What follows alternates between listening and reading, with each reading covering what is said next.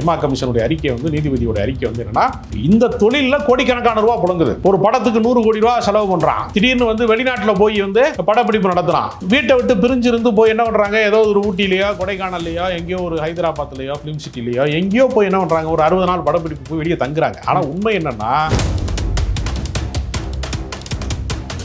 விரும்பி வந்து ஒருவர் வந்து ஒருவரோடு இருக்கிறதை வந்து யாரும் கேள்வி கேட்க இயலாது. அது வந்து சுப்ரீம் கோர்ட் வரைக்கும் சொன்ன தீர்ப்புல உள்ளது. இப்ப இந்த படத்துல நடிக்கணும்னா நீங்க வந்து இதுக்காக நீங்க அட்ஜஸ்ட் பண்ணணும் அப்படின்னு பாலியல் ரீதியான இச்சைக்கு வந்து அழைப்பு விடுவது அப்படின்னு ஒரு இடத்த வந்து குறிப்பிடுறாங்க. அதைத்தான் சொல்றாங்க.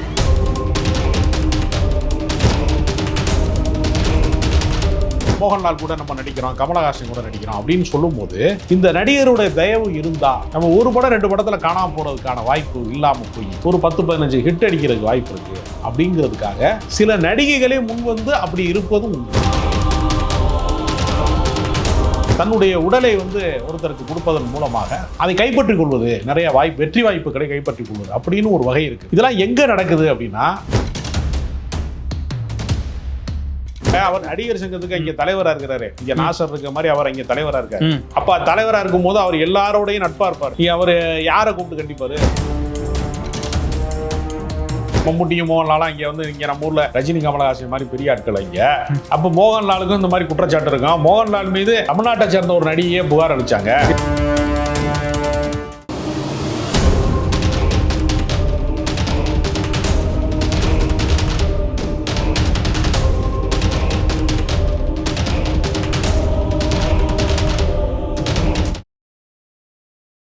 உலகத் தமிழர்கள் அனைவருக்கும் வணக்கம். நான் உங்கள் ஜபீர் செந்தமிழ். இன்று நம்முடன் இணைந்திருக்கிறார் கவிஞர், எழுத்தாளர் ராஜகம்பீரன் அவர்கள்.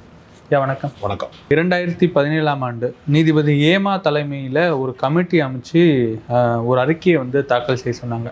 ஹேமா அறிக்கை அப்படின்றது வந்து இப்போது தீவிரமாக போயிட்டு இருக்கு. கேரள திரைப்படங்களை வந்து உலகம் வந்து போட்டுக்கிட்டு இருக்கோம். இவங்கள மாதிரி சினிமா இல்லை. இன்னமும் கூட தமிழில் நிறைய நல்ல படங்கள் வந்தாலும் கூட கேரளா படங்கள் கூட ஒப்பிட்டு ஒரு சண்டை போய்கிட்டே இருக்கும் சினிமா பொறுத்த வரைக்கும். அப்படிப்பட்ட கேரளா திரையுலகத்தை திருப்பி போடுற ஒரு வகையில் வந்து அந்த அறிக்கை அமைஞ்சிருக்கு. ஹேமா கமிட்டி நிறைய நடிகைகள் வந்து பாலியல் சீண்டலுக்கு உள்ளாகிறாங்க அப்படின்றாங்க. என்ன நடந்துகிட்டு இருக்கு இந்த சினிமா திரையுலகத்தில்? திரைப்பட உலகிலே வந்து ஏற்கனவே வந்து ஒரு கதாநாயகியை நீங்கள் அழகாக காட்டுகிற போது, அதற்கான கதைகளை உருவகப்படுத்துகிற போது, மனதுக்குள்ளே வந்து கோடிக்கணக்கான ரசிகர்களை காதலிக்க வைக்கக்கூடியது ஒரு திரைக்கதை. ஸ்க்ரீனில் பார்க்குற போதே அவன் வந்து ரசிகனாக இருக்கிறவனும் வந்து அவனும் காதல் வசப்படுகிறான் என்று சொல்லக்கூடிய அளவிற்கு ஒரு திரைப்படங்களை எடுக்கிறார்கள். கலைஞர்களாக இருக்கிறவர்கள் அடிப்படையிலே கற்பனாவாதிகளாக இருப்பார்கள், உணர்ச்சி வசப்படக்கூடியவர்களாக இருப்பார்கள். இந்த உளவியல் காரணமாக உலகத்தின் மிகச்சிறந்த இயக்குனர் ஒருவருடைய மனைவியை ஒரு முறை பேட்டி எடுக்கும்போது, உங்களுடைய இயக்குனரை, அவங்களுடைய கணவரை வந்து இயக்குனராக இருக்கும்போது அவருடைய ஆக்டிவிட்டிஸ் என்னவா இருக்கும் அப்படின்னு பற்றி கேட்கும்போது அவங்க சொல்கிறாங்க, எந்த படத்தில் கதாநாயகியை வந்து அவர் புக் பண்ணுறாரோ படம் முடிகிற வரைக்கும் அதை மனசுக்குள்ளே காதலிச்சுட்டே இருப்பார். அந்த கதாநாயகி அது கற்பனை தான். எதுக்குன்னா அந்த கதாபாத்திரமா வாழ்றதுக்கான ஒரு உளவியல் அது. அந்த உளவியல் சிக்கல் என்னாகும் அப்படின்னா சில நேரம் உண்மையாக மாறிவிடும். இது வந்து பல பேருக்கு வந்து நிகழ்ந்திருக்கிறது. அப்படி வந்து ஒரு கலைஞனுக்கான ஒரு மென் உணர்வு சார்ந்த விஷயம். இதில் வந்து நம்ம பேச வேண்டிய பிரச்சனை அப்படின்னு நீங்கள் பார்த்தீங்கன்னா, பெரும்பகுதி பார்த்தீங்கன்னா பாலியல் ரீதியான கட்டாயப்படுத்துதல். விரும்பி வந்து ஒருவர் வந்து ஒருவரோடு இருக்கிறதை வந்து யாரும் கேள்வி கேட்க இயலாது. அது வந்து சுப்ரீம் கோர்ட் வரைக்கும் சொன்ன தீர்ப்புல உள்ளது. இப்போ இந்த படத்தில் நடிக்கணும்னா நீங்கள் வந்து இதுக்காக நீங்கள் அட்ஜஸ்ட் பண்ணணும் அப்படின்னு பாலியல் ரீதியான இச்சைக்கு வந்து அழைப்பு விடுவது அப்படின்னு ஒரு இடத்த வந்து குறிப்பிடுறாங்க. அதைத்தான் சொல்கிறாங்க. இது யாருக்கெல்லாம் நிகழுது அப்படின்னு பார்த்தீங்கன்னா, சினிமாவில் எந்த விதமான பேக்ரவுண்டும் இல்லாமல் ஒரு இயக்குனர் மகளாவோ இல்லை நடிகருடைய நடிகர் மகளாவோ ஏதோ ஒரு பின்னணி இல்லாமல் நேரடியாக சினிமாக்குள்ளே வர்றாங்கல்ல, பின்னணி இல்லாத நடிகர்கள், அவங்க எளிய நடிகர்கள். ஆமாம், பேக்ரவுண்டு இல்லாத ஒரு எளிய சூழலில் இருக்கக்கூடியவங்களுக்கு இந்த வாய்ப்பு கொஞ்சம் இருக்குது. அப்புறம் வந்து என்னென்னா, வளர்ந்த கலைஞர்கள் இருக்காங்கல்ல, இப்போ இந்த நடிகனோட வந்து இப்போ மோகன்லால் கூட நம்ம நடிக்கிறோம், கமலஹாசன் கூட நடிக்கிறோம் அப்படின்னு சொல்லும்போது, இந்த நடிகருடைய தயவு இருந்தால் நம்ம ஒரு படம் 2 படத்தில் காணாம போகிறதுக்கான வாய்ப்பு இல்லாமல் போய் ஒரு 10-15 ஹிட் அடிக்கிறதுக்கு வாய்ப்பு இருக்குது அப்படிங்கிறதுக்காக சில நடிகைகளே முன் வந்து அப்படி இருப்பதும் உண்டு. அதற்கு இணங்குவதும் உண்டு. அந்த சூழலை பயன்படுத்தி கொள்வது அப்படிங்கிறது உண்டு. இப்போ இந்த அதிகாரத்தை கைப்பற்றுவதற்காக பல விஷயங்களை செய்கிறாங்க இல்லையா, அது மாதிரி வந்து தன்னுடைய உடலை வந்து ஒருத்தருக்கு கொடுப்பதன் மூலமாக அதை கைப்பற்றிக் கொள்வது, நிறைய வெற்றி வாய்ப்புகளை கைப்பற்றிக் கொள்வது அப்படின்னு ஒரு வகை இருக்குது. இதெல்லாம் எங்கே நடக்குது அப்படின்னா வெற்றி பெற்றவர்களுக்குள்ள தான் அதிகமாக நடக்குது. நீங்கள் சாமானியர்களை வந்து நீங்கள் வந்து சினிமா வந்து 24 கிராஃப்ட், 24 வகை தொழில்நுட்ப கலைஞர்கள் அதற்குள்ளே இருக்கிறாங்க. நீங்கள் ஒருத்தர் தையல் தைச்சிக்கிட்டே இருப்பார், சினிமா ஷூட்டிங் போனீங்கன்னா தெரியும். ஒருத்தர் என்ன பண்ணுவார்னா கதாநாயகனுக்கு அடுத்த கட்டத்துக்கான ஒரு புதிய ஆடையை வந்து வடிவமைச்சிக்கிட்டு இருப்பார், டிசைன் பண்ணிட்டு இருப்பார். ஒருத்தர் ஹேர் ட்ரெஸ்ஸர் வந்து அதை சீவிக்கிட்டு இருப்பார். இந்த பக்கம் நீங்கள் போனீங்கன்னா லைட்மேன் ஒருத்தர் வந்து கொதிக்கிற வெயிலில் நின்றுக்கிட்டு இருப்பார். இப்போ பல வகையான கூட்டு உழைப்பு. இவங்க அத்தனை பேருக்கு இந்த குற்றங்களில் சம்பந்தம் கிடையாது. இது வெற்றி பெற்றவர்களுக்குள்ள நடக்கக்கூடிய பந்தயம். நான் யார் பெரிய ஆள் தெரியுமா அப்படின்னு சொல்கிறதுல ஒரு அதிகார போட்டி மாதிரி இது நிலவுதே தவிர, அதில் பேக்ரவுண்டு இல்லாமல் வரக்கூடியவங்க சில பேர் வந்து என்னென்னா ஒன்னொன்றுக்கு ஒரு விலை இருக்கு இல்லையா, இது மாதிரி விலை கொடுத்து வரக்கூடியவங்களும் இருக்கிறாங்க. அப்படி வேண்டாம் எடுத்துக்கொள்ளலாம். ஆனால் நீங்கள் ஒட்டுமொத்த கணக்கில் பார்த்தீங்கன்னா பொதுவாக சமூக அமைப்புக்குள்ள எப்படி வந்து 1-2 தவறுதலாக நடக்குதோ அப்படி ஒரு 5% வேணால் அப்படி நடக்கலாம். ஒரு 90% மேலே 95% வரைக்குமே இது தவறுகள் நடக்கிறது இல்லை. ஆனால் இதில் என்ன சிக்கல் இருக்குன்னா, சினிமாவில் அவன் முத்தம் கொடுத்தாலும் வெளிச்சத்தில் முத்தம் கொடுக்குற மாதிரி நீங்கள் எதையுமே வந்து மறைக்க முடியாத ஒரு இடமா இருக்குது. சினிமா நடிகனை பற்றி கிசு எழுதுனா அது பத்திரிக்கை வைக்கும், இன்னைக்கு அது ஊடகத்தில் பேசினா அது ஓடும் அப்படிங்கிற ஒரு கட்டம் வந்திருக்கு இல்லையா, சோசியல் மீடியாவில் படிக்கிற ஜேர்னலிசம்னு அதுக்கு பேரே தனியாக இருக்கு. ஆமாம், அப்படின்னு ஒன்று உருவாக்குறாங்க இல்லையா. அப்போ இது என்னன்னா எல்லா துறைகள்லையுமே ஆண் பெண் உறவு சார்ந்த சிக்கல்கள், ஆண் பெண் உறவு சார்ந்த அத்துமீறல்கள் அல்லது ஆண் பெண் உறவு சார்ந்த இணக்கமான போக்குகள் இது எல்லா இடத்துலையும் இருக்குது, பரவலாக இருக்குது. சினிமா துறையில் அதிகபட்ச வெளிச்சம் இருக்கக்கூடிய ஒரு துறையாக இருக்கிறதுனால, அது செய்தி ஊடகங்களுக்கு தீனியாக இருக்கிறதுனால அது வந்து அதிகமாக பேசப்படும்.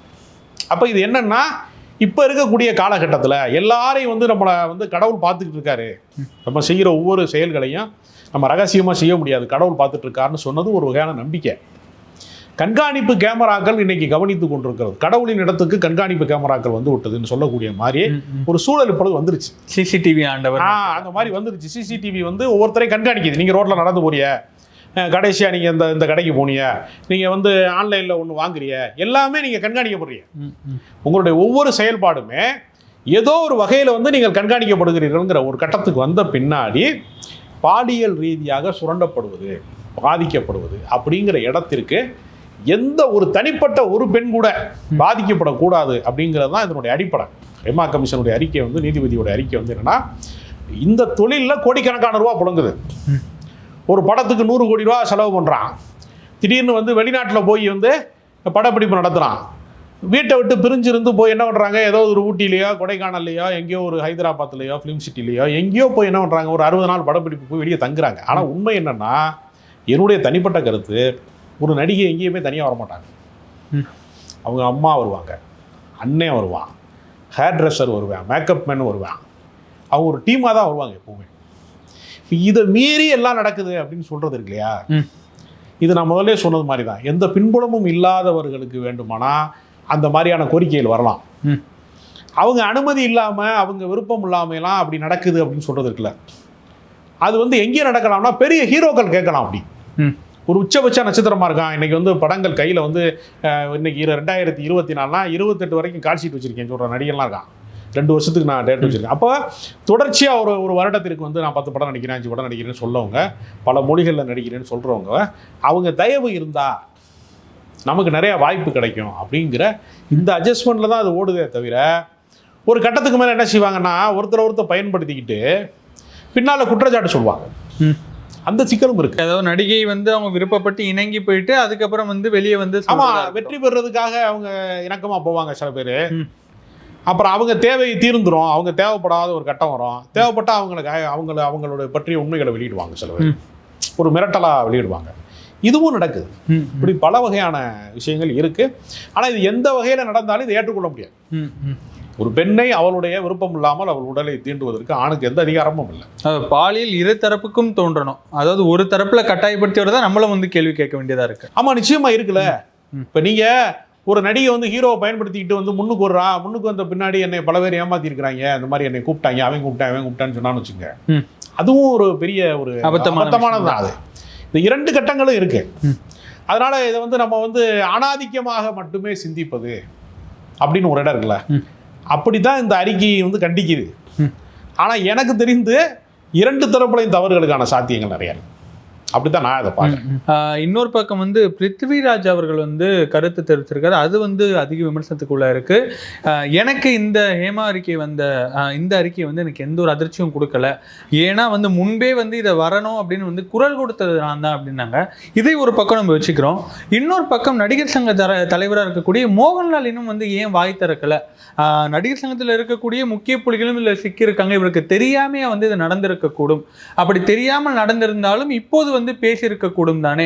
ஏன் வாய் திறக்காம இருக்காரு? ஒரு பக்கம் பிருத்திவிராஜ் பேசுறாரு, ஒரு பக்கம் மோகன்லால் பேசாம இருக்கிறாரு. அப்போது நடிகர்களுக்கு ஏற்கனவே முன்கூட்டியே இந்த விஷயங்கள்லாம் தெரிஞ்சுதான் இருக்குன்றது தானே தெரியப்படுத்துது. இது வந்து ரொம்ப வேடிக்கையான ஒரு விஷயம். மோகன்லால்கிட்ட சொல்லிட்டு அதெல்லாம் செய்யறாங்க எல்லாரும். அது கிடையாது. பர்சனலா அவன் எங்கேயோ போய் லாக் ஆகுறான், எங்கேயோ போய் தப்பு பண்றான். அது பிடிபடாம இருக்கு. சில இடங்கள்ல பிரச்சனைக்குரியதா இருக்கு. இல்ல, அதான் 2 கேள்வி வைக்கிறாங்க. நம்ம வந்து மோகன்லாலுக்கு தெரியும்னே நம்ம குற்றம் சாட்டல. 2வது கேள்வியை நம்ம பார்க்க வேண்டியதா இருக்கு. இப்படி வந்து ஒரு அறிக்கை வந்துடுச்சு, எல்லோரும் பேச பொருளாவது. முதலமைச்சர் வந்து ஒரு 7 பேர் கொண்ட குழுவை அமைக்கிறாங்க, என்ன நடந்துன்னு விசாரணை பண்ணுங்க. ஆனா இன்னும் ஏன் மோகன்லால் வாய் திறக்காம இருக்காரு? எல்லாருமே நண்பர்களா இருப்பாங்க. மாட்டினவங்க எல்லாமே மோகன்லால் நண்பரா இருக்க வாய்ப்பு இருக்கு. அவர் நடிகர் சங்கத்துக்கு இங்க தலைவரா இருக்கிறாரு. இங்க நாசர் இருக்க மாதிரி அவர் இங்க தலைவரா இருக்காரு. அப்ப தலைவரா இருக்கும் போது அவர் எல்லாரோடையும் நட்பா இருப்பாரு.